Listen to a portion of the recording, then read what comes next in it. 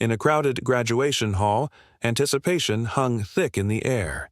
The symphony of parental pride hummed underneath whispers of hope and expectation.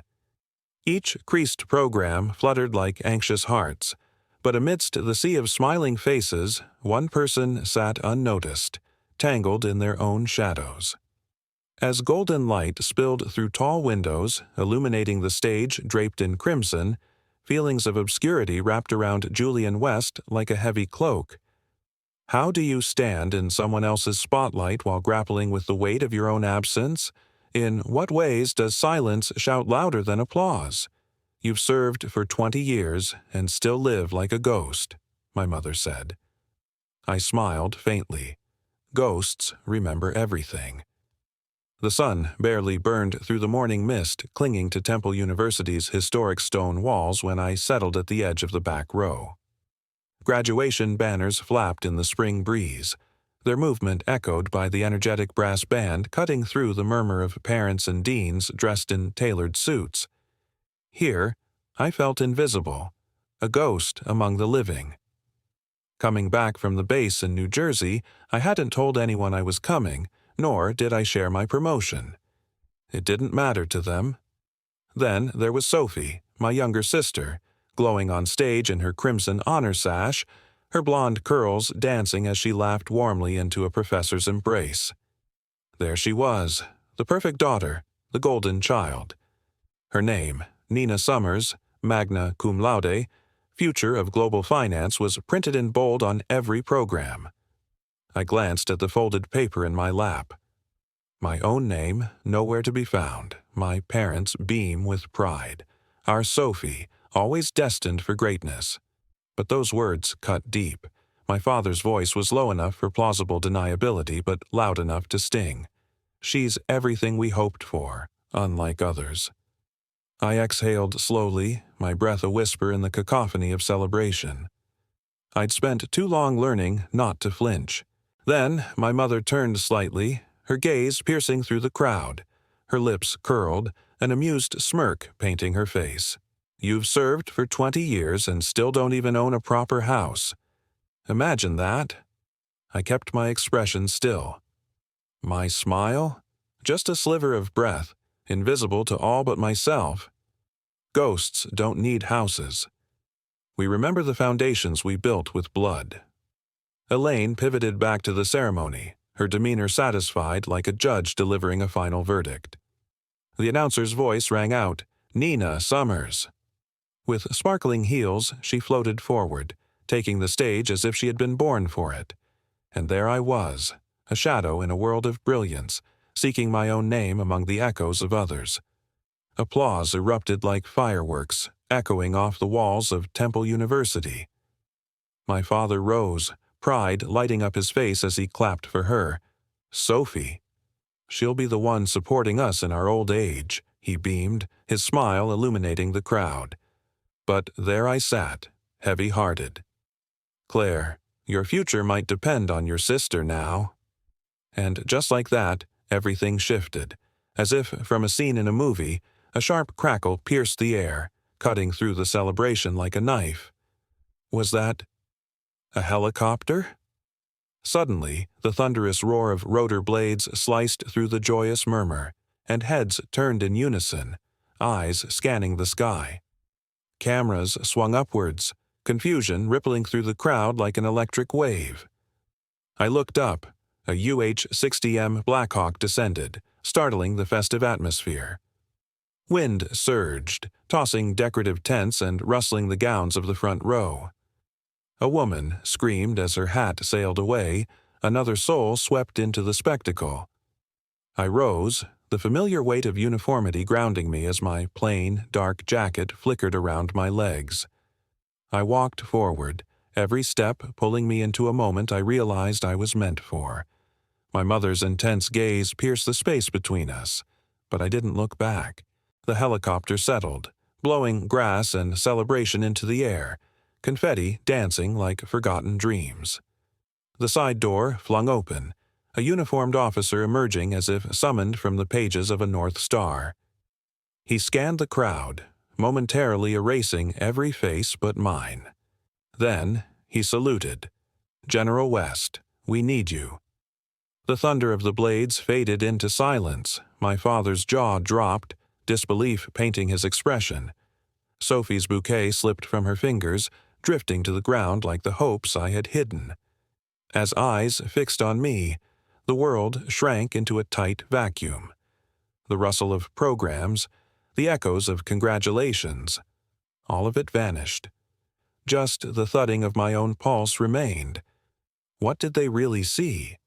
A sibling in the shadow of greatness, or a person ready to step out of that darkness?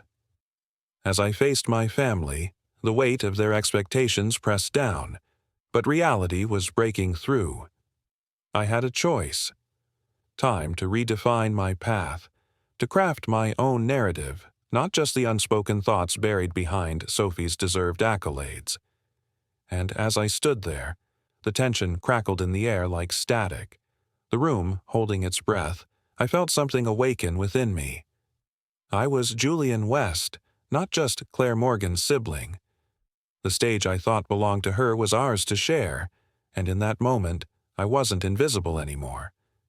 I was ready to claim my place, to write my story amidst the pages of our intertwined lives. The echoes of their admiration grew fainter. I was becoming my own voice.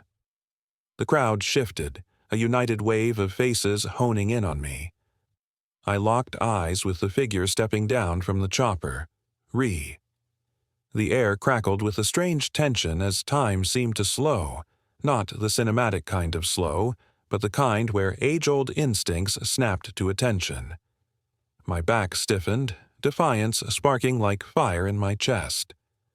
Lieutenant Colonel Ree Dalton, the man who had fought alongside me in the Phoenix Flame operation, stood before me.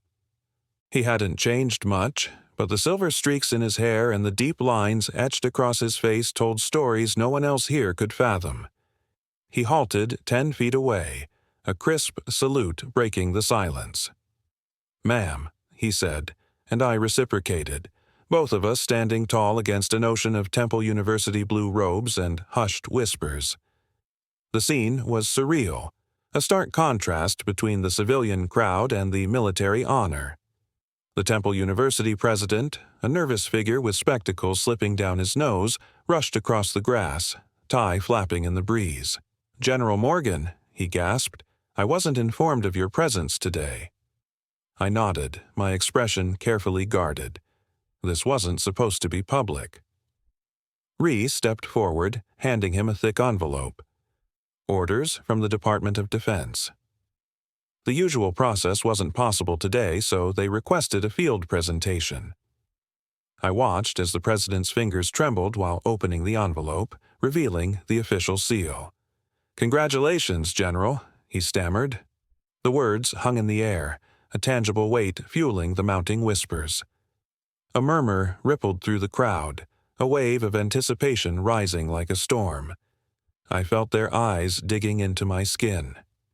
Parents whispered, students gawked, and cameras silently lifted with the hope of capturing something monumental. Elaine, arms crossed tightly, was on edge, while Robert's calculating gaze dissected the scene. Then there was Sophie. Sophie. My own sister looked as if ice water had been poured down her back, shock etched all over her face. In this whirlwind moment, I sensed the gravity of it all. The pressure, the expectations, and the stark choice ahead of me. Would I rise to the occasion or become just another whisper in the crowd? Laughter echoed somewhere in the distance, but here, the air felt thick, charged with uncertainty and unspoken fears. I took a deep breath, heart racing in a crescendo of possibilities. As I opened my mouth to speak, a siren wailed in the distance, slicing through the tension. How would that sound echo through my life? What would it mean for who I was supposed to be? And just like that, everything hung in the balance. Would I step into the light or be swallowed by shadows? Her smile wavered, but somehow she kept it in place. Ree turned toward me, his voice dropping to a conspiratorial whisper. "They're not just honoring you," he said slowly. "This is a tactical move. Someone's been using your credentials." My heart raced. "What do you mean?" His words hit harder than a bullet. "They've been authorizing defense funding accounts under your ID, procurement logs, black budget access, just small enough to slip past oversight, until it wasn't." A chill swept across the quad. The edges of Rhee's folder fluttered like a flag in the wind. I couldn't breathe. "You need to check your assets. Your name's attached to projects you didn't sign." My mind screamed with disbelief. That wasn't possible, except it was. I hadn't reviewed my off-duty records in months. I had trusted too easily those who shouldn't have had access. The Temple University president cleared his throat. "General, would you mind joining us on stage for just a brief moment? We'd be honored to." I nodded, the weight of the moment crashing in. Rhee stepped aside as I passed my family. Sophie's wide eyes tried to say something, but her words vanished. My mother's lips formed a thin line, while my father gripped the chair, knuckles white. I climbed the steps slowly, deliberately, as the sun blazed overhead. Or maybe it was the fire igniting behind my eyes. The crowd was still, frozen in a shared moment of disbelief. No cheers, no applause, just a silence heavy with unspoken truths. On stage, I accepted the medal, wordlessly united in a show of companionship with the weight of betrayal looming large. A firm handshake, a photo that would vanish into obscurity, and a murmur from the president about confidentiality. And through it all, Rhee's voice echoed in my mind. "Someone's using your name." As I stepped down, Rhee waited near the helicopter, holding the door open without a word. I hesitated for just a heartbeat, the stunned faces of my family burning into my memory. What now? How had it come to this? Each breath felt like a decision. Who could I trust in a world painted in shadows? But as the rain scent mingled with the musk of freshly cut grass, something stirred within me. The strings of my identity were fraying. But what if this was the moment to reclaim them? I was standing on the edge of a precipice. Could I leap into a future I'd always questioned, or would I tumble back into the shadows where all my fears had waited? The helicopter's engine roared to life, a reminder that the world was still turning. Would I face the truth head-on, or allow it to define me? The scent of gunpowder still hung in the air, a ghost from the past I couldn't escape. I watched my sister, Nina Summers, a whirlwind of laughter and light, her joy stark against the shadows that enveloped me. Every burst of her giggles felt like a bright slap to the face.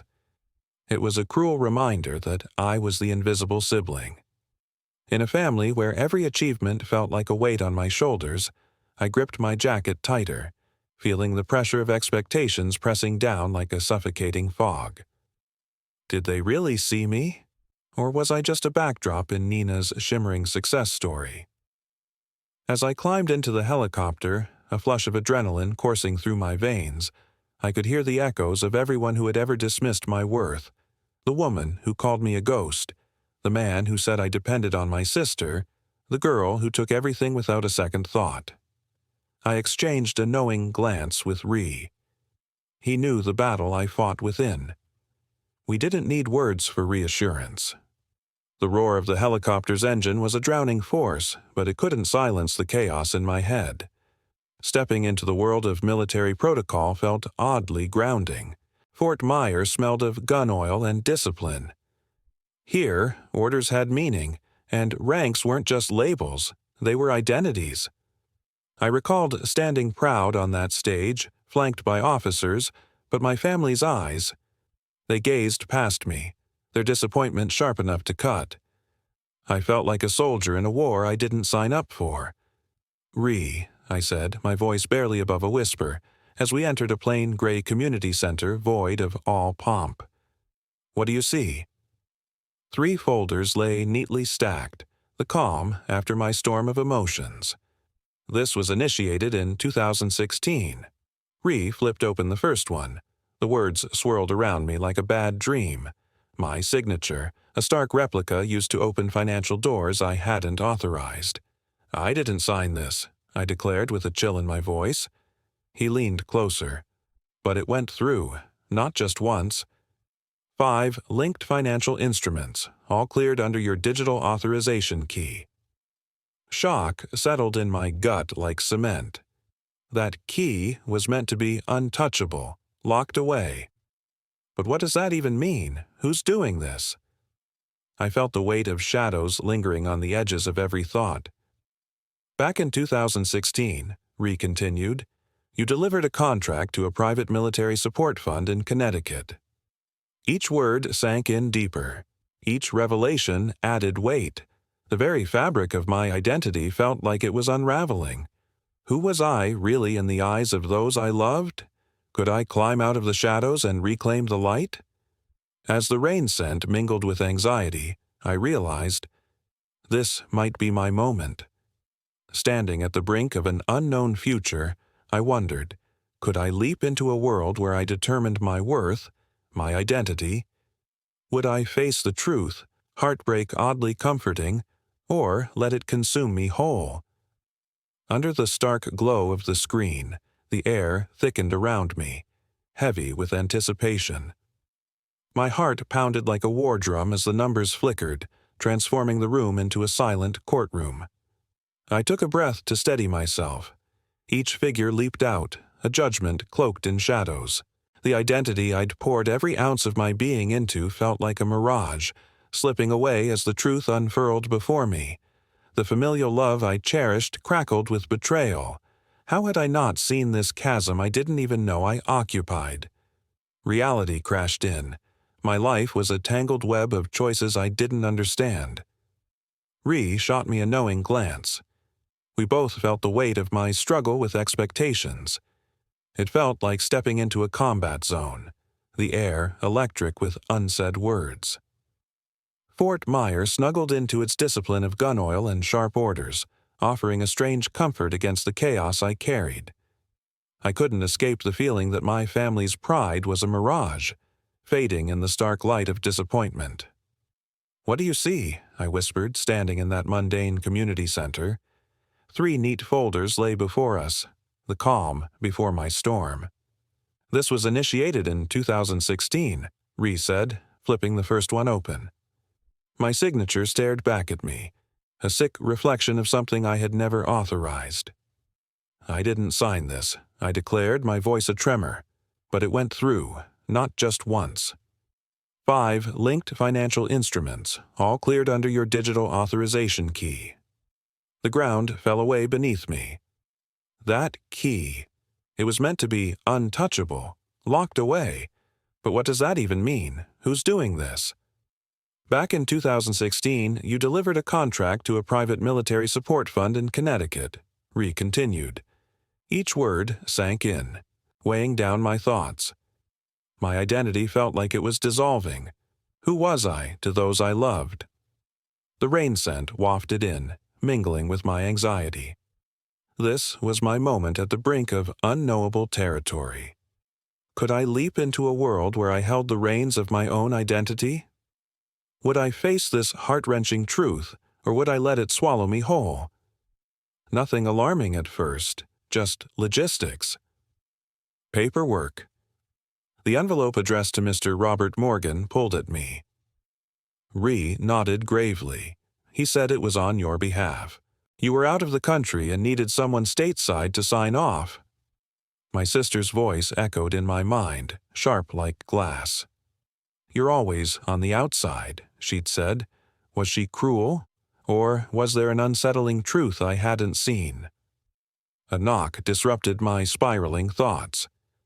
Ben, the internal security lead, entered, carrying a flash drive. "General, we matched the credit activity against your personnel file and pulled the transaction logs." As he plugged it in, dread coiled in my stomach. On screen, a chart unfurled revealing one glaring detail, a transfer of $750,000 to a holding account, just 6 weeks after that contract. My name glared back at me, fettered to this betrayal. But that wasn't the worst part. 3 months later, he said, The account was drained. He clicked again, revealing the withdrawal authorization. My heart jolted. Robert M. Legal Guardian. A hammer blew away the silence in the room, my breath stalling in shock. He'd designated himself as my legal proxy. The silence stretched unbearably. Evidence crashed around me. Was there a notarized signature? I managed, dread welling. There was, and it matched state records from Connecticut. My mind fought to rationalize, clinging to the specter of hope. Maybe it was a mistake, I hesitated, desperately checking the depths of denial, but I knew Robert Morgan didn't do favors. He brokered transactions. Ree's hand crossed the table, placing another folder down hard. This company, he continued, was the receiving party of the funds, a Delaware shell firm. We've been investigating them for tax fraud since 2021. Just hadn't linked it to you until now. Each word unraveled another thread, tightening the noose around the identity I thought I'd claimed. The droplets raced down the window, blurring the outside world, when something unexpected slipped from behind the frame. A forgotten postcard. An old family photo fell out, faces capturing a moment of joy. Yet those smiles felt like shadows, concealing unspoken words and buried truths. I recognized Nina Summers, my younger sister, her mesmerizing smile gleaming like a trophy everyone cherished. But that light in her eyes sparked a familiar pang of jealousy. Had I ever truly seen her, or just through the fog of my own despair? Back in the stark reality of my life, the folder bearing the name Morch Holdings sent a chill through me. Memories flickered. The contractors used in our humanitarian mission in northern Africa, notorious for skimming profits through inflated invoices.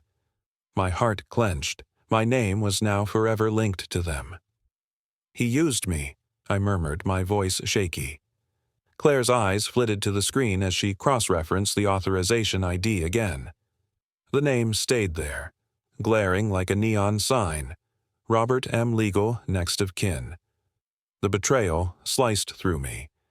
He had borrowed my name and then buried my identity under layers of silence and deception. I stared out at Washington's cold spring gloom. The muted amber lights on Constitution Avenue reflected in the drops sliding down the glass, each one a reminder of my mounting unease. This temporary apartment felt more like a cell, sparse and too quiet, filled with the echoes of memories, like the birthday dinner Nina had so eagerly planned for me. I waited at that table for hours, drink in hand, staring at the empty seat across from me. Robert had sent a quick text, caught in a board meeting, promising to call tomorrow. But he never did. Then that doorbell buzzed. I shot to my feet, spine straightening. Angela Ruiz stood at the threshold, dripping and disheveled, her trench coat soaked from the rain. "You're taller than I expected," she quipped, brushing wet curls from her face. Her light tone contrasted starkly with my dark thoughts, a flicker of warmth in this tempest. Would she be my ally? Or another layer of complication in this unfolding story? As I welcomed her inside, the rain provided a soothing soundtrack, while inside, my storm churned. I was caught between familial expectations and the haunting shadows of my own self-worth. Each breath felt heavy with uncertainty, but perhaps today would unravel the tangled threads of my existence. 90 minutes in, as the candle flickered and the rain continued its symphony, I knew this was the moment where everything could shift. The air was thick with the sweet aroma of homemade apple pie, cutting through the chill that clung to the cramped kitchen. Julian West remembered peering through the cracked door, his heart heavy. Inside, the family gathered, showering Nina Summers with applause for yet another academic achievement. Their laughter rang like a distant melody, amplifying Julian's isolation. The vibrant balloons floated above, vibrant colors mocking his insecurities. In that moment, the sweetness of the pie turned bitter on his tongue, a reminder of expectations that loomed larger than life, as elusive as the sky beyond the frosted window. How often had he felt so desperately invisible? Julian was the invisible brother, overshadowed by Nina's undeniable charisma and success. He often wondered, is it possible to stand out when everyone else shines so brightly? The question gnawed at him, consuming him with a sense of inadequacy. Nina, though loved, wasn't beyond the weight of their family's expectations. She faced her own struggle, unintentional pressure to constantly excel. Behind her charming smile lay an unspoken turmoil.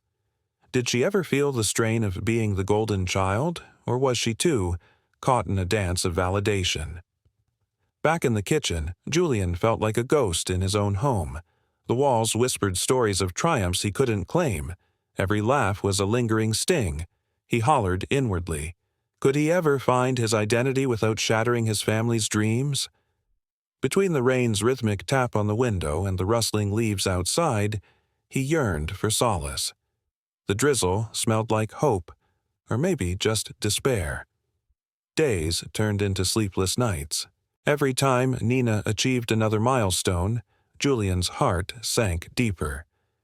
Were they destined to remain entangled in this web of competing expectations? Would everything ever shift? Hope flickered like the candle illuminating their shared moments, offering a fragile promise that maybe, just maybe, he could carve out his own story amidst Nina's success. An anticipation hummed in the air. Today could be different. Today, he might finally confront his own fears, seize a slice of that elusive pie, one baked not in the kitchen, but in a future where he, too, could be seen.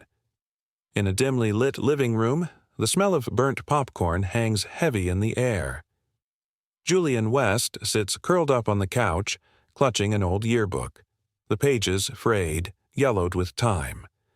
Laughter from Nina Summer's party drifts through the walls, a painful reminder of missed accolades. Shadows dance across the room, echoing his internal turmoil. His fingers trace Nina's name, filled with highlighted achievements, nostalgia tangling with envy, leaving a bitter taste like the remnants of a meal gone wrong. The old family photos on the mantel witness his silent struggle. He wonders, who am I in the shadow of her success? Julian, the invisible brother. It stings to be overshadowed by Nina, her charisma lighting up every room. The applause for her academic feats resonates like a distant melody, amplifying his isolation. How often has he felt desperate to be seen? In that moment, the sweet taste of pie turns bitter, a reminder of expectations looming larger than life, elusive as the sky beyond the frosted windows. The question eats away at him. Can he stand out when everyone else shines so brightly? Nina isn't immune to the weight either. Beneath her charming smile lies the strain of being the golden child, caught in a relentless dance of validation. Does she feel the pressure to be perfect? Julian's heart sinks deeper with each of her milestones, trapped in a web of competing expectations. How do they break free from this? He hollers inwardly. Can he carve out his identity without shattering his family's dreams? As rain taps rhythmically against the window, the scent of damp earth fills the air. It's a mix of hope and despair. Days bleed into sleepless nights. He longs for solace amidst the chaos. Hope flickers like the candle illuminating shared moments, fragile yet persistent. Could today be different? Today might be the day he confronts his fears and seizes a slice of that elusive pie, a future where he too could finally be seen. The anticipation buzzes in the air, a silent promise lingering just out of reach, the rain-soaked courtyard stretched before them, a heavy silence draping the air like a thick fog. Julian West stood there, heart racing, feeling the unspoken words tightening around him like barbed wire. It was suffocating, this weight of familial expectations pressing down, threatening to crush him. Somewhere in the distance a cry shattered the stillness, jolting him back from his thoughts. Had he really found peace within himself? Or was this merely the calm before a storm that could uproot everything he believed about family? As the aroma of wet earth mixed with the crisp air, he struggled with a question that clawed at his insides. Who was he amidst Nina Summers' dazzling success? His younger sister, adored by everyone, her charisma lighting up spaces. Every accolade she earned rang like applause in his ears, amplifying his feelings of invisibility. Did she even know the weight she carried? The pressure to shine relentlessly? As night rolled in, the sense of unease deepened. Julian watched shadows dance on the walls, a reflection of the turmoil within. The sweet smell of pie drifted from the kitchen, but it turned bitter in his mouth, a reminder of expectations looming larger than dreams. He had always felt overshadowed, always the side character in a play where Nina was the star. Could he find a place for himself in this story? His gaze turned to the old family photos lining the mantel, silent witnesses to this tug-of-war between aspirations and reality. The thought rushed through him. How can he break free from the chains of comparison? As the rain pattered against the window, he felt a flicker of hope. Was today the day he could carve out a slice of his own identity without losing his family in the process? Outside, the leaves rustled softly in the breeze, as if whispering secrets of courage and individuality. This was the moment. The anticipation buzzed in the air, a silent promise lingering just out of reach, begging to be touched. Then it happened.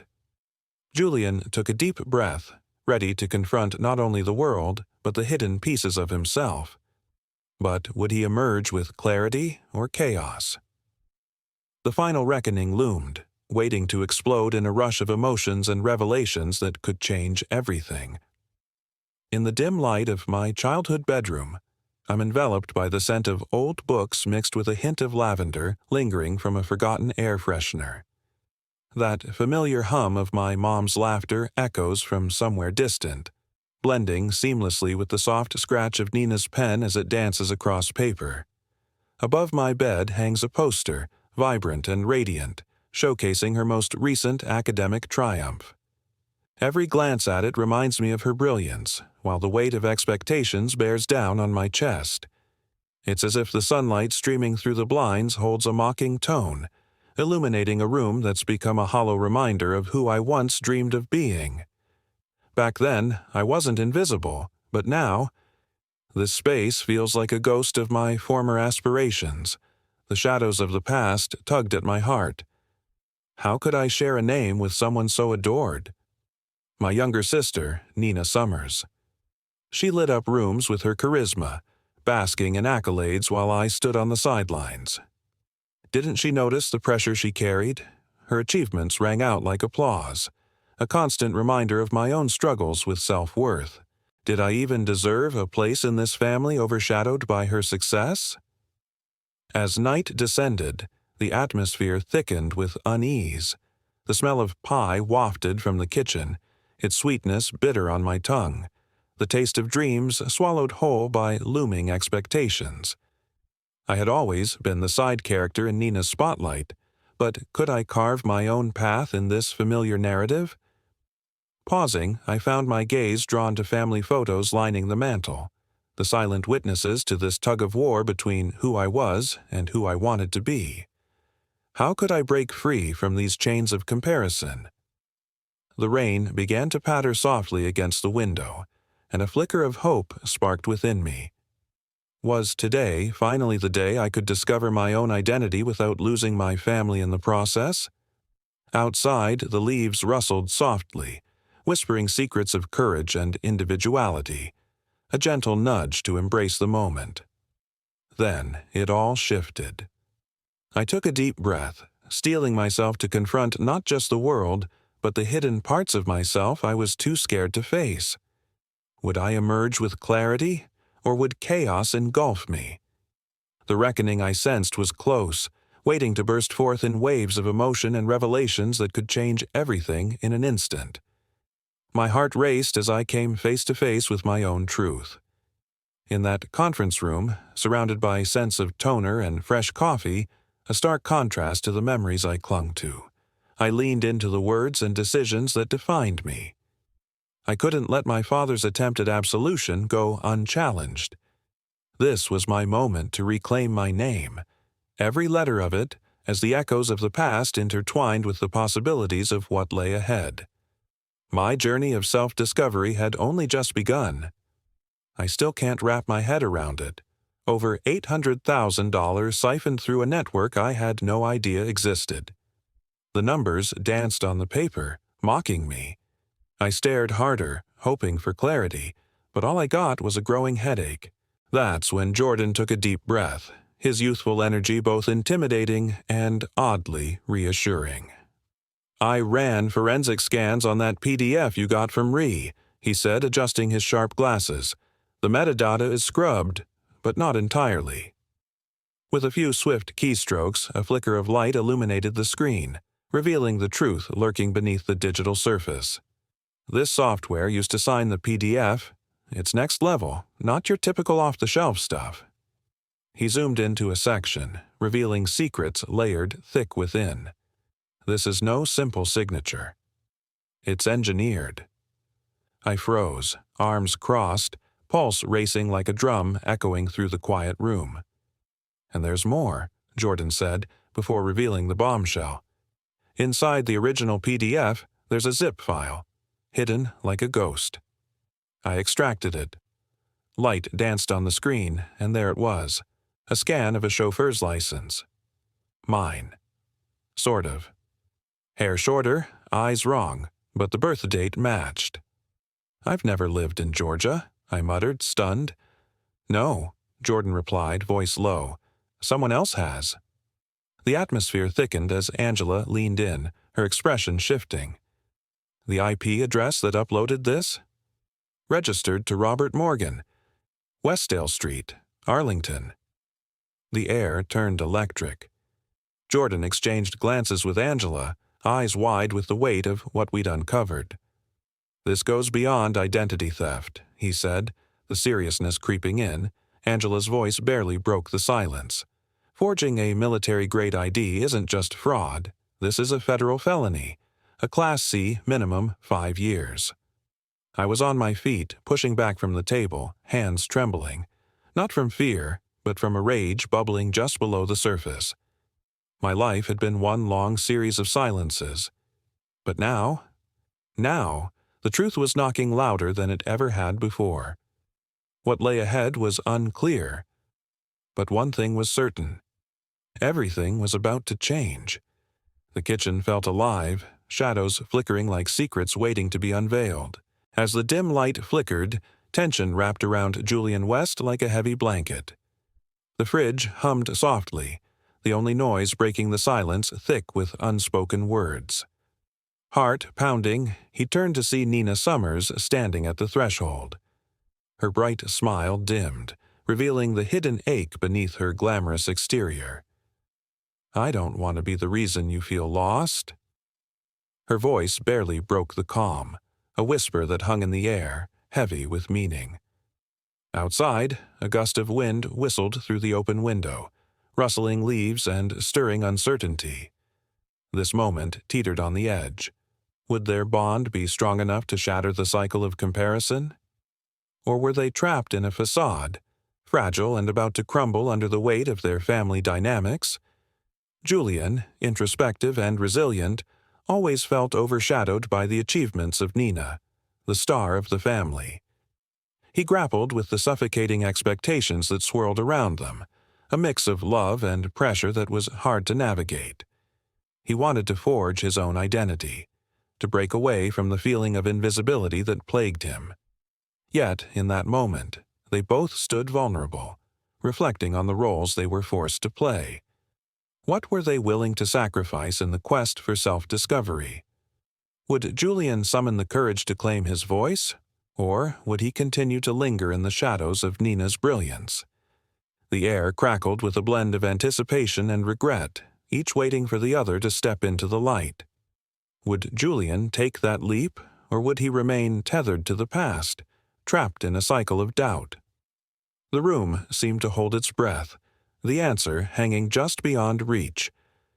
They toasted to Nina Summers' upcoming post at the World Bank, her vision for change radiating like her smile. I let the applause wash over her, each cheer a wave crashing against my shore, words I once craved for myself. Elaine, with her almost charitable smile, gestured toward me. Claire chimed in. "We're honored to have you here." The table nodded politely. No one asked why I'd been absent, why the medals glinted under my blazer's folds. My voice felt like a stranger as I waited for the third course, roasted duck, plated like art, to make its entrance. Then, casually, I said, "Dad, do you still remember a company called Meridian Impact?" Time slowed. Robert's knife paused mid-slice. Just a flicker. Silence filled the space. He didn't look up. Should I? I smiled faintly, heat creeping up my neck. It came up. Old paperwork. Thought it sounded familiar. Elaine set down her wine, nervous energy crackling in the air. "We're celebrating tonight." "No shop talk, darling." Nina tilted her head. "Meridian, what's that? Sounds like an NGO." I turned to her. "You'd love it. They claim Impact hides liabilities. Very modern." Robert dabbed his mouth with a napkin, clearly agitated. "Let's not bore our guests," he muttered, but I noticed the tremor in his hand, a silent hurricane of discomfort. I let the silence linger, tension thick as molasses. My heart raced as I reached for my clutch. I pulled out a small box. Nothing grand, just a smooth black velvet case, reminiscent of military commendations. I slid it across the table to Nina. She blinked, confused. "What's this?" "A gift," I replied, forcing my voice to remain steady. "From one sister to another." She opened it slowly, revealing a simple silver bracelet, understated yet meaningful. Engraved inside were 11 characters. 13, Bravo, 62, Claire. What does this mean? Her brow furrowed as if piecing together a puzzle. "It's a reminder," I said, sipping water to mask my nerves, "that names matter, and even buried things leave traces." Her confusion deepened while Robert remained still, a statue carved from frustration. Elaine laughed, forced and tight. Claire always had a flair for metaphor. The rest of the dinner limped on in uneasy pauses, each tick of the clock a reminder of what we all refused to acknowledge. What were we waiting for? Would the truth finally break free from the suffocating layers of expectations? Or would we continue wandering through this fragile facade, lost in shadows? Sophie glanced sideways at me, her eyes sharper than usual. This time, no air of superiority, just a flash of confusion. Dessert came, the sweet scent mingling with the tense silence as coffee poured. Conversations weaved in and out, yet the air never found comfort. I stood to leave, heels echoing warnings on the polished floor. I walked past Robert, his gaze fixed on the table. Leaning in, my voice slipped through the soft hum of the string quartet. "I didn't come here to apologize," I whispered. "I came to remind you I'm still alive." Turning away, I left behind the curated smiles and that tremor in my father's hand. Nothing to do with age. For the first time, I felt a shift. Just a bit, but unmistakable. Families forge legacies, but mine had crafted a fortress of lies. The war room, it wasn't grand, just a converted storage space at Angela's firm. Bare walls waiting for confrontation. One long table, whiteboards filled with chaotic arrows and scribbles, but here we made plans for battle. Angela stood at the center, flanked by Jordan and Ree. A digital projector illuminated the wall with transaction logs and timelines, painting the picture of my absence in a state of confusion. "We've tracked 27 financial entries under your name from 2016 to 2021, Angela began, her tone blunt. "All while you were deployed in Germany, Djibouti, never a single presence stateside." I nodded, certain of my innocence. I never authorized any of it. Jordan chimed in. "Each contract was digitally signed. Same metadata and server. Whoever did this got comfortable. Angela circled 2 dates on the whiteboard: February 3, 2018, July 12, 2020. Both linked to suspicious capital injections into Meridian Impact. I stepped closer, eyes fixed on a folder Jordan laid open. "We need a witness," I said, heart pounding with the urgency of the moment, as if waiting for answers to emerge from shadows. Imagine a chilly New Jersey evening, the kind where shadows stretch long and streetlights flicker like they're not sure they want to illuminate the truth. In a cozy but cramped kitchen, Julian West stirs a pot of tomato sauce, the scent rich and warm. But even amid that warmth, the air feels heavy. Laughter flows from the living room, where Nina Summers, the younger sister everyone admires, captivates their parents with tales of her academic victories. The sound is like a sweet symphony, yet for Julian, it's a haunting echo. As a soft breeze drifts through the open window, it carries a distant reminder of dreams left unspoken, of applause meant for someone else. Is there enough room for me in this family? Julian wonders, that thought sticking like gum to a shoe, heavy and unwanted, much like the untouched plate of food cooling on the table. Soft rain begins to patter on the roof, the earthy scent mixing with simmering garlic, teasing at memories long buried. Moments flash back to the family gatherings filled with good-natured rivalry, but the smiles felt painted on. Every well done directed toward Nina cut deeper into Julian's self-worth. Despite being invisible in this backdrop, Julian held on, quiet yet resolute. But tonight feels different. Julian stands and walks through the dinner's polished decorum. Every heel click on the floor echoes a warning, a glance at Robert, their father, who's instilled a pressure hotter than the kitchen stove, shows a tremor not born of age but perhaps fear. Leaning close, Julian whispers, "I didn't come here to apologize. I came to remind you I'm still alive." With those words, Julian steps back, leaving behind the forced smiles and the quiet, raging storm of family expectations. Breaths were held, and for just a moment, a crack of recognition illuminated the room. Families build empires, Julian thought, but mine has built a prison of silence. Now the scene shifts to a war room. It's just a basic conference room in Angela's community center.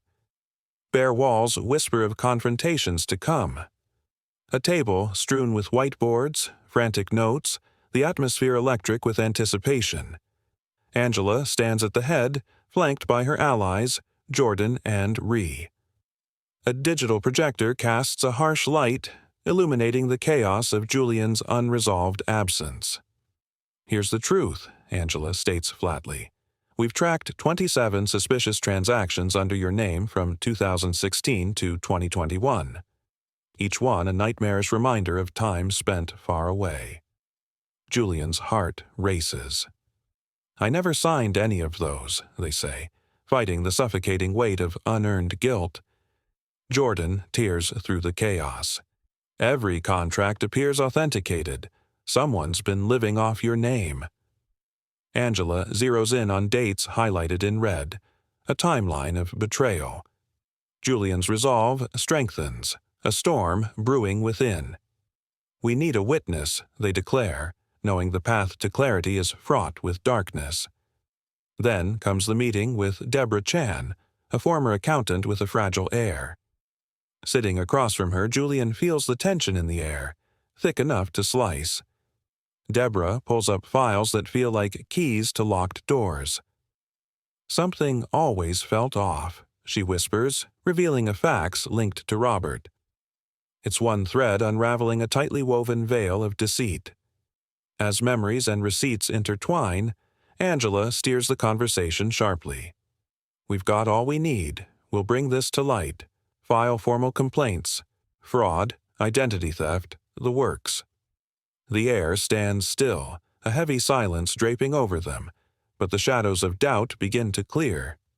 With the gathering storm now turning toward advocacy, Julian begins to feel the warmth of identity reclaiming its rightful space. Even the projector's hum felt like it was holding its breath.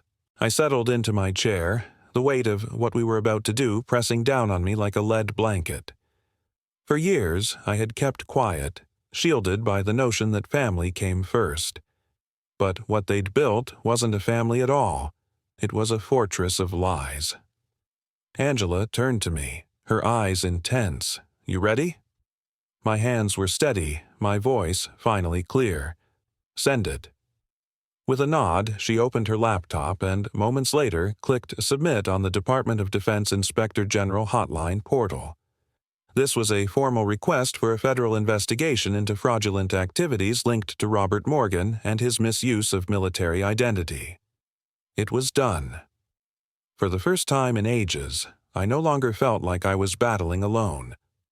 Robert thought he built a safe haven, but I had found the cracks. The first revelation came through a headline. Morgan family rift raises eyebrows over veteran sudden allegations, printed in elegant serif across a double spread in Financial Insight Weekly.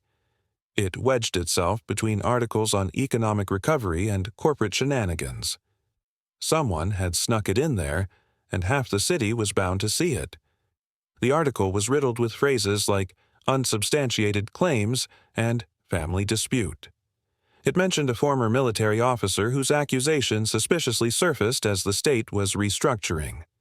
They hadn't used my name, but that didn't matter. The photo did, a cropped image of me from my Temple University address just as I approached a helicopter. Sharp uniform, steely gaze, the perfect bait for scandal. Angela tossed the magazine onto the conference table, frustration simmering. This was deliberate. I scanned the byline. Maxwell Denton. Financial gossip shrouded as analysis. Guess who Maxwell used to ghostwrite for? Angela's tone turned bitter. One of Robert's old business partners. The guy who crafted press for Morgan Asset Holdings back in 2014. My throat constricted. So, this was how Robert played his game now. Angela nodded knowingly, the implications heavy in the air. Through the din of betrayal, a fragile thread of hope began to weave itself into my understanding of who I was and what I was willing to reclaim. The sun was setting behind the trees, bathing the backyard in a golden hue. It was a late summer afternoon, the air thick with the scent of fresh-cut grass and the distant hum of cicadas. I stood there, heart racing, replaying the moment over in my mind like a broken record. Sophie, my sister, with her effortless charm and bright dress, danced through the lawn, laughter pouring from her as easily as the sunlight pouring into our lives. But what about me? I clutched the edges of my faded t-shirt. Did anyone see me in that moment? No. Sophie stole the spotlight, shining so bright that I felt like a ghost in my own home, longing to be noticed but always left in her shadow. The sun felt warm, but all I could feel was that chill of being invisible. Then the world flipped. Distraction, discredit, delay. Suddenly, there she was. Sophie, outside my apartment, looking like she was ready for battle in her navy pencil skirt, eyes locked on me with a mix of disbelief and anger. "You started this," she demanded, brandishing the magazine like it was a grenade. "Mom says you're spiraling, that you're trying to drag us down with you." Her words stabbed at me. I could see confusion flash in her eyes, but I held my ground. "Sophie, I have documents. I have proof." "Then why leak it like this?" she shot back, her voice sharper than glass. "Why ruin Dad's reputation?" I took a breath, grounding myself. I didn't leak anything, but maybe it's time someone did. Her expression faltered just for a moment. "He built everything," she whispered. "The house, our education. Everything." I snapped back. "He built all of that using my name, and now he's using you to cover the fallout." Silence hung heavy between us, split by the tension. She didn't storm off, but she didn't linger either. She just left that damning magazine on my doorstep, a silent accusation whispering through the air. 2 days later, I found myself in front of the Alliance of Distinguished Veterans. Not a courtroom, but it felt every bit as intense. 3 somber figures sat across from me in a dark, wood-paneled room near Arlington, their aged faces stern. "We're receiving inquiries about your conduct," one began, weighty words pressing down on us, concerns about the integrity of your record. "I'm not here to defend my record," I shot back. "I'm here to defend my identity." They exchanged wary glances as if I were the storm brewing just beyond their window. "There are rumors, allegations. We'd like you to clarify them before they gain traction." I inhaled deeply, feeling every ounce of strength build within me. My file is clean, my deployments are verified, but what isn't clean is what's being done in my name by someone who shares my blood. But they warned me. "This is a dangerous path," one murmured softly. A golden afternoon bathed the backyard in sunlight. The scent of freshly cut grass wafted through the air. Children's laughter echoed as blooms burst with color. At the center of it all was Sophie, my younger sister, twirling around with her shiny new trophy. Her eyes sparkled like the trophy's gleam under the sun. And there I was, standing on the porch, wrapped in shadows that felt heavier than the humid air. The heat clung to my skin like a desperate ghost. Why did I always feel like I was stuck in second place? That day, with each peal of Sophie's laughter, a wave of bitter nostalgia crashed over me, a song I could never quite hum along to. Her successes felt like chains binding me to my ever-invisible role in our family. Would I ever escape her shadow? For a long time, I tried to find my way, pushing against the family's expectations. But every time I stepped forward, it seemed I only sank deeper into the ground. My heart was a battlefield, silently fighting the war of self-worth against Sophie's relentless brightness and the family's perpetual admiration for her. With the world seeing her as nothing short of extraordinary, how could I possibly see myself as anything but invisible? Time rolled on, and there was one evening that changed everything. In the dim light of my apartment, I sat trying to regain focus. My fingers trembled as I opened a magazine stolen from the coffee table. The headline screamed, "Power Struggles Inside the Morgan Family, Concerns About Stability and Motive." The image they chose to use was a cold, distorted version of me. Raw pain surged as tears threatened to spill.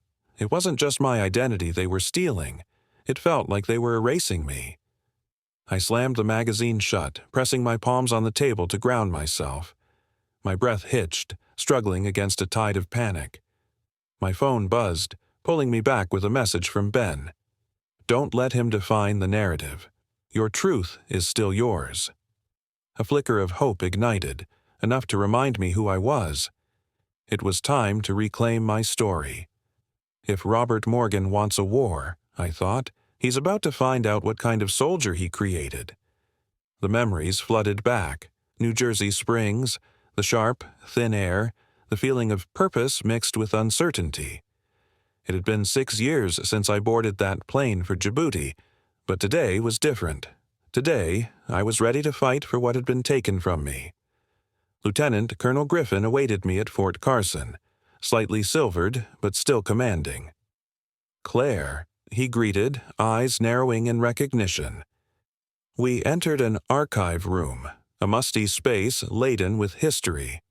The room smelled of old ink and varnished wood, each breath steeped in time. He slid a black folder toward me, heavy with potential. "This is your log from 2016. My heartbeat quickened as I flipped through the pages, tracing each detail that painted a picture of my past deployments. "Romanian soil," I murmured, grounding myself in the truth. I had been there on April 9th, the very day that marked false contracts and deceit. "This is the nail," I whispered, knowing it could hold everything. The room hung heavy with unspoken tension. Flickering lights cast ominous shadows across our anxious faces. A low hum of disbelief echoed in my ears as the shocking truth settled. My father's voice, twisted and haunting, slashed through my mind like jagged glass. Outside, the city buzzed along, oblivious to my world crumbling. Here, every heartbeat felt like a countdown. The fear tasted sharp, bitter. A single question ignited within me. What would happen next? Would this shatter everything I had ever known, or was it just the beginning of a deeper nightmare? I wasn't the only one caught in this chaotic web. Griffin put a small drive on the table. "You were flagged in a secure line call that year," he said. My stomach flipped. The voice on the recording was chillingly familiar. Robert Morgan, justifying the identity fraud in his cool, matter-of-fact tone. My pulse raced as the weight of it all settled in. "Is this admissible?" I asked, my voice shaking slightly. Angela nodded, her face pale yet determined. "If we verify the chain of custody, and we can, it's damning." Just then, Reese entered holding a manila envelope like a lifebuoy in this ocean of chaos. "Final piece," he said. It was an internal report from 2017. Apparently, someone had raised a red flag at the Department of Military Financial Operations about discrepancies in a contract linked to my clearance code. The case was buried, and the reviewer was transferred just a month later. The wheels of deception had been in motion long before I even realized. Angela pieced everything together with fierce intensity. Timeline.audio, deployment logs, financial trails, witnesses, digital forensics. She looked at me, her expression resolute. "We're ready." My hand hovered over the confirmation form, my heart pounding in sync with my thoughts. I, Major General Claire Morgan, formally accuse Robert Morgan of identity fraud, misrepresentation, and unauthorized use of military classification access for personal and financial gain, I stated quietly, but with conviction. My pen scratched across the page, solidifying my truth, my fight. Angela sealed the folder as if it were a sacred pact. "We'll submit this with the full evidence package. They'll have no choice but to act." Just then, her phone buzzed. "They've agreed," she said, her eyes locking onto mine. "The case will be heard publicly at the Federal Civil Review Board in D.C. July 14th. A shiver ran through me, less than 3 weeks away. The weight of what lay ahead pressed against my chest. Would this finally uncover the truth? Would it change everything I thought I knew about my family? As I steeled myself for the battle ahead, one thought pierced through the chaos. I was no longer invisible. The aroma of freshly baked cookies swirled through the air, mingling with laughter echoing from the living room. I stood just outside the kitchen, heart heavy, watching the scene unfold like a movie I wasn't part of.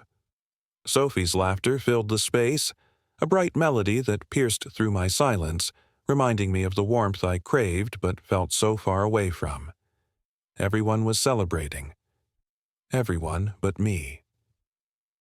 The joy in the room felt like a distant country I couldn't reach, while I wrestled with the weight of my thoughts, feeling more like a ghost than family. After all these years of feeling invisible, it took one pivotal moment to jumpstart a fight I didn't know I was ready for. 7 years of whispers and second-guessing, the shadows of self-doubt loomed as I faced the stark reality of a long-overdue reckoning. The date loomed, July 14th. That day, I would stand tall, no longer just a spectator in the story of my own life. My fingers clenched into fists. It was time to reclaim my narrative.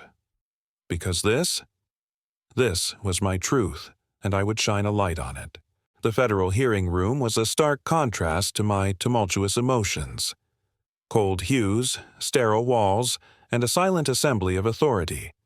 No grand gestures or bold proclamations, just the quiet weight of consequence. Angela adjusted her microphone, her resolute presence bolstering my confidence as I stood in full uniform beside her. Watching Robert, flanked by his legal army, I could almost feel Sophie's rising tension.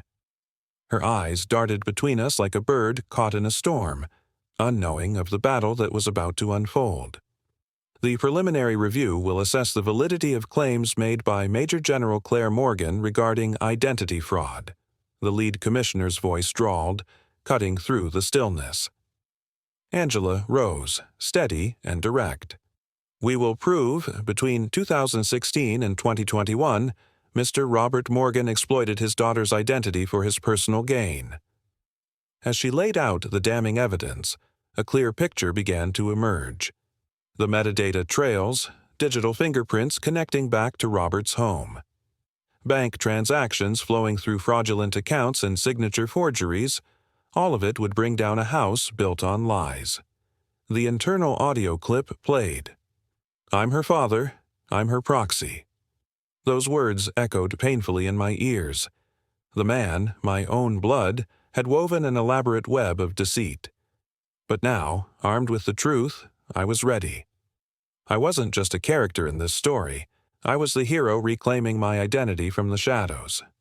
The room was electric. I could feel the air pulsing with tension, like a live wire ready to snap. This was the moment, the showdown I'd been waiting for. Robert sat across from me, eyes narrowed, the weight of our shared past thick in the space between us. I held my breath, grounding myself with the coolness of the table beneath my fingertips. Memories flashed through my mind, echoes of happier times tangled with the suffocating shadows of betrayal. Claire was unreachable, Robert finally spoke, his voice too smooth, too rehearsed. I made a decision to protect our family. I stood, my heart drumming like thunder. You made it without me. The words spilled out, raw and powerful. "I'm your father," he said, disbelief painting his features. "That doesn't make you my author." His lawyer jumped in, but Angela remained steady beside me. "Mr. Morgan exploited systems meant to protect people like General Morgan here," she asserted, slicing through his bravado. The lead commissioner turned toward me, and I felt every pair of eyes in the room bearing down, waiting, hanging on the precipice of truth. "General Morgan, what did this do to you?" I stepped forward, every heartbeat pulsing with the weight of my words. I came home expecting safety, a sanctuary. Instead, I found my name tangled in lies. My voice didn't falter. Robbed of trust, my clearance was misused as a weapon, a tool for deceit. Sophie's eyes flickered downward, shock etched across her face. Angela handed over one final document. This account was opened under Claire M. Morgan, naming Sophie as the sole secondary beneficiary. Sophie's breath hitched, confusion shifting into dawning horror. "What?" she whispered, her gaze darting from the paper to our father. "Used me." Robert's silence thundered. The commissioner's gavel sounded, signaling a temporary end. "We'll reconvene in 72 hours, he declared, but I was no longer a shadow. This was my fight now, each revelation lighting a path toward who I truly was. I had stepped out of the darkness, and the applause of the crowd was for me, the hero reclaiming my own story. The gavel fell, and the courtroom buzzed with anticipation. Chairs creaked, lawyers whispered, reporters' pens flew across notepads like tiny helicopters. I faced him, my father, still as stone, eyes glued to the table's surface. "You didn't just betray me," I murmured, voice steady yet heavy with emotion. "You turned me into a tool, something you could sign and toss aside." For once, he didn't flinch away. Instead, he seemed trapped, caught in the very web of deceit he had spun. He thought he could erase me with ink, but I'd write myself back with nothing but raw truth. The hearing resumed at 9 sharp. The atmosphere shifted, saturated with tension, crackling with expectancy. The air felt electric, as if the walls themselves were holding their breath. Camera crews were staked out against the far wall, and the press huddled at their designated bench, pens poised like soldiers ready for battle. Most faces in the crowd remained the same, yet the energy was palpable. Robert appeared less confident, while Sophie sat rigid, arms crossed, her gaze dangerously neutral, revealing just how much she felt on the brink of chaos. Angela leaned in close. "Deborah's ready," she whispered. That's when Deborah Chan took the stand. Slight, unassuming, her neat hair pulled back. She cleared her throat and faced the panel with an intensity that cut through the air. "I worked at Meridian Impact LLC between 2015 and 2018 as a senior accountant." Her voice echoed in the hush that followed, carrying secrets that needed to be unearthed. "In late 2016, I received a fax signed under the name of Claire Morgan, approving a secondary account transfer for offshore investments." She held up a printed sheet, its edges tinged with the yellowing of time. "I recognize that fax number, Robert's personal community center line." He shifted in his seat, discomfort simmering just beneath the surface. The commissioner leaned closer. "Can you confirm this signature was inconsistent with authorized procedures?" "Yes," Deborah replied firmly, her conviction a sharp contrast to the uncertainty around us. It bypassed the standard dual verification. The language was rushed, unprofessional. At the time, I didn't know it was forged, but in hindsight, it was clear. Angela rose again, poised like an eagle. "May I submit for the record-scanned documents showing Claire Morgan was deployed to Eastern Europe during that time, with no recorded access to domestic communication channels?" The air thickened, the truth beginning to unravel. The room brimmed with disbelief, a maelstrom of emotions swirling around me. Each revelation felt like a key, unlocking not just doors of the past but paving a way forward into my new identity. The crowd collectively inhaled, bracing for the hammer of truth to fall, for that one revelation that could flip our lives upside down, forever challenging everything we thought we understood about family, loyalty, and the unyielding weight of expectations. Each word was a step toward freedom, and as Deborah spoke, I felt the chains of my past begin to crack. Next came Julian West. Calm and collected, he approached the panel with folders perfectly lined up. "These are Claire Morgan's official deployment logs," he stated, his voice steady, holding everyone captive. Methodical, he explained how her GPS chain of command assignments and encrypted communications confirmed, at every single point, she was never near that fax or any account activity. He stopped, allowing the silence to deepen, the tension palpable. "But wait," Julian continued, handing Angela a sealed envelope. "This contains an internal memo flagged in 2017, subject line, CM Fallback Liability, Emergency Use Only." Angela's eyes widened as she read the headline aloud. The air thickened even more. "This phrase," she said, "is used exclusively when a civilian attempts to use classified personnel data to shield financial risk. It's a red flag that's been buried until now." Robert shot upright, voice snapping like a twig. "I'd like a recess," he demanded. Disbelief washed over the room as his attorney stared at him, startled. "Robert, I want a recess now," he insisted, firm yet frantic. The panel exchanged uncertain glances. The lead commissioner frowned. "On what grounds?" Robert leaned in, whispered something to his lawyer, but then fell silent, resigned. The panel hesitated. Finally, 5-minute recess granted. Chairs scraped against the floor, murmurs flared, but nobody moved. Angela leaned closer to me, urgency written all over her face. "He's folding." I nodded, feeling my heart race but kept my expression blank. This wasn't a moment for triumph, at least not yet. Sophie turned toward me, her hand trembling as she reached for mine. "How long have you known?" she whispered in our native tongue. "How long have you known?" Her eyes reflected a mix of confusion and heartbreak, softened by realization so sharp it felt like a cut without blood. I didn't answer immediately. Instead, I squeezed her hand. Not as a soldier, not as a witness, but simply as her sister. Truth doesn't always bring peace, sometimes it just brings silence. The world didn't explode. It simply froze. A week after the hearing, the Justice Department announced formal charges: identity theft, federal fraud, abuse of classified access, obstruction of military records. The weight of those words hung heavily in the air, shifting the course of our lives forever. As I stood frozen in the doorframe, Nina's laughter echoed from the kitchen. It danced around me, mixing with the unmistakable tension hanging in the air. The scent of burnt toast curled around me, an all-too-familiar reminder of our chaotic family mornings. Did she even notice the storm brewing just beneath our shared smiles?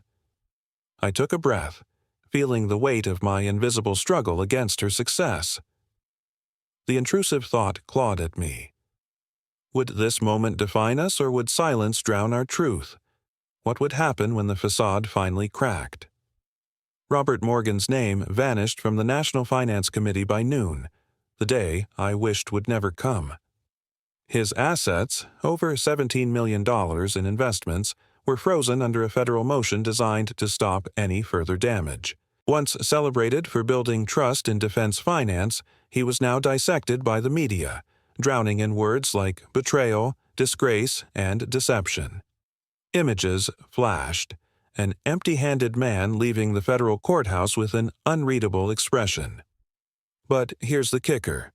My name never surfaced in the chaos.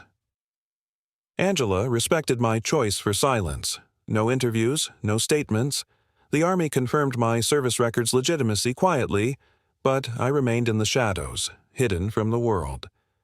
I wanted Robert to know he had stolen from me, but what hurt most was that he could never do it again.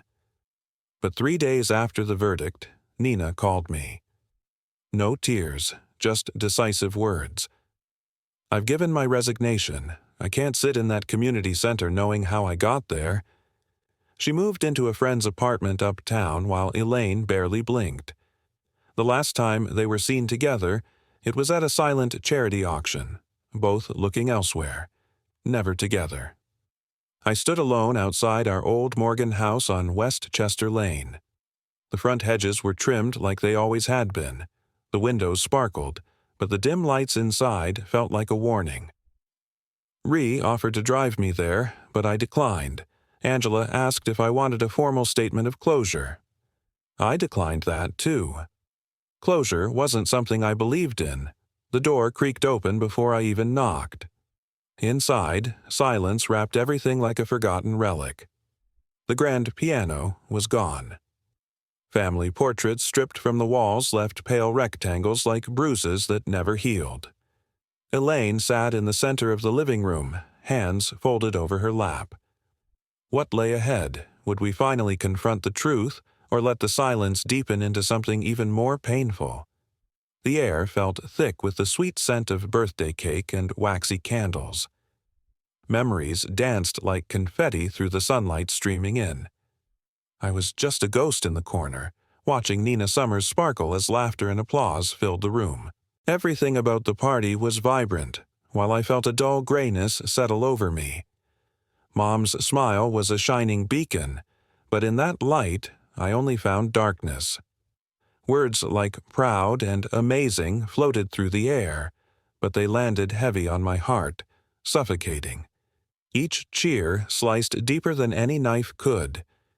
It was one of those moments, suspended in time, where the walls seemed to whisper my inadequacies, echoing what I couldn't bear to confront. She didn't stand to greet me.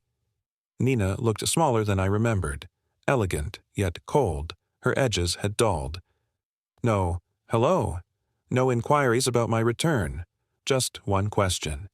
You always knew, and yet you still came back. I studied her, really saw the woman who once claimed that love was earned through usefulness. The one who weighed my silence against Nina's accolades, saying I lived like a ghost. Maybe I did. I sat across from her, not to argue or accuse, but because ghosts return home. Sometimes for vengeance. Sometimes not even for answers. Just for the echo of what should have been. And there we were, two shadows in the light, with nothing left to say. The uniform never made me worthy. What I survived, that was my measure. Spotlights glinted off the polished marble floors of the Pentagon's Grand Hall, a hush settling over the 500 officials in full dress, journalists leaning in, eager to capture every moment. I stood at the edge of the stage, not hiding and not waiting for someone to validate me. This time, I belonged. The Master of Ceremonies wrapped up my citation, highlighting unwavering integrity in the face of betrayal and exceptional service overseas. Major General Claire Morgan is hereby awarded the Distinguished Service Medal. The applause started slow, not from hesitation, but from respect. I felt it, not a thunderous roar, but a quiet recognition, an acknowledgement that was so long overdue. Ree watched from the front row. His gaze never wavered. He didn't clap the hardest, but his eyes held mine. Nina sat close by. No tears left to shed, just eyes locked onto my journey. I stepped up to the podium. "Thank you," I said. My voice carried with steady resolve as the lights bore down upon me. They told me this moment would feel like redemption, but that wasn't the word I'd choose. Redemption suggests I had something to apologize for. A murmur rippled through the crowd as I stood there, finally unburdened. What would come next? Would we confront the truth together or fade back into silence, letting it grow heavy once more? The applause fades, leaving only silence in its wake, a heavy, pregnant stillness that grips the crowd. Claire's heart races as she locks eyes with her younger sister, Nina. Sophie's face is a whirlwind of admiration and confusion. It feels as if the world has paused, teetering on the edge of an unsaid truth. The tension in the air thickens, heavy with unspoken thoughts and shared family history. Claire's mind spins as she questions whether Nina truly grasps the weight of their family legacy. What will this moment mean for everything that's already been shattered between them? "I stand here today not to claim perfection," Claire begins, her voice steady, a beacon in the silence. "But because I refused to disappear. Despite the silence from those who were meant to protect me, I let the truth settle. It doesn't need a crowd. It only needs to be spoken, even when no one listens." Behind her, Ree's soft whisper cuts through, "I think they're listening, Claire." She pauses for a breath. I say this not for revenge, but for clarity. I am not just Robert Morgan's daughter. I am Major General Claire Morgan, and I wrote my own name into history. A long, solemn beat follows. Then applause erupts. Loud, rising, sustained. Claire feels it, a quiet respect, long overdue. It washes over her as Angela approaches, her face soft yet proud. So, what now? What about family? Claire looks past her through the crowd and straight at Ree, at Nina, at the ghosts of those who didn't make it back. "Family," she says softly, "is what I'll rebuild from those who never betrayed me." Later that night, Claire sits alone in a small community center assigned for the ceremony. On her desk lies a simple wooden box. Inside rests her medal, next to a photo worn and creased. Her unit, Phoenix Flame. The faces of those who never got their moment in the spotlight stare back at her. Placing the medal beside that faded picture, Claire closes the box with a sense of closure. Justice had arrived. Late, imperfect, but finally here. And she was no longer a ghost, lingering in the shadows. As the courtroom goes quiet, the echoes of Claire's truth will reverberate long after applause fades. The man who once stole her name now stands unmasked, while she, no longer hidden, stands taller than ever. Justice, long delayed, has finally arrived. Not as revenge, but as a reckoning built on courage and resolve. What does this mean for their future, and can they rebuild without past shadows looming large? The air crackles with questions that linger in the silence, begging to be explored. As the sun dips below the horizon, golden rays spill into the room, illuminating the swirling dust motes like tiny stars. Julian West stands on the outskirts of the family gathering, heart pounding. Nina Summers, the younger sister, shares joyous laughter with their parents, and an overwhelming tide of emotion rushes over him. A deep sigh escapes his lips, each breath lifting the weight of expectations he's carried for too long. "Hey, I just finished a piece I wrote," he says, his voice steady amidst the laughter. Silence blankets the room. Eyes widen, a collective breath held as the realization washes over them. Love isn't measured by trophies or accolades. The warmth shifts, electric now, charged with an understanding that family stretches beyond success. Rain's fresh scent drifts through an open window, mingling with the echo of unspoken hopes. The rustle of leaves outside reflects their journey of rediscovery. For a moment, the facade of perfection crumbles. In this shared vulnerability, Julian finds space for his truth, challenging the unspoken narrative of expectations. Intrigue lingers, tension released, transforming heavy hearts into compassionate souls. With newfound clarity, this family redefines love, standing resilient against the shadows of the past. What does this revelation mean for them? In the midst of the laughter, the air thickens with unspoken questions. Will they finally embrace their true selves and rebuild from a place of authenticity? The answers wait, shimmering in the fading light, yearning to be explored.